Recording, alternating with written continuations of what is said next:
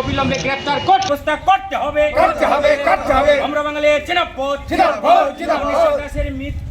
ডেপুটেশনের মাধ্যমে মাননীয় মুখ্যমন্ত্রী এই রাজ্যের, যিনি এই রাজ্যের মানে কি বলবো ভাগ্যবিধাতা আমরা বলতে পারি, তো তার উদ্দেশ্যে আমাদের কিছু বক্তব্য, আমাদের কিছু আর্জি, আমাদের কিছু দাবি এই রাজ্যের মানুষের স্বার্থ সংশ্লিষ্ট এই রাজ্যের আইন শৃঙ্খলা। আজকে আমরা বিভিন্ন ঘটনা প্রবাহে, বিশেষ করে নারী নির্যাতন, নারী ধর্ষণ, খুন আমরা দেখছি তলানিতে এসে পৌঁছেছে।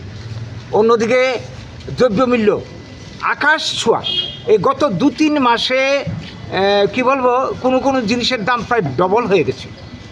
সব কিছু তা খাদ্যপণ্য থেকে শুরু করে, ভোজ্য তেল থেকে শুরু করে, পেট্রোল ডিজেল থেকে শুরু করে, কাপড় চোপড়, ওষুধপত্র সব কিছু।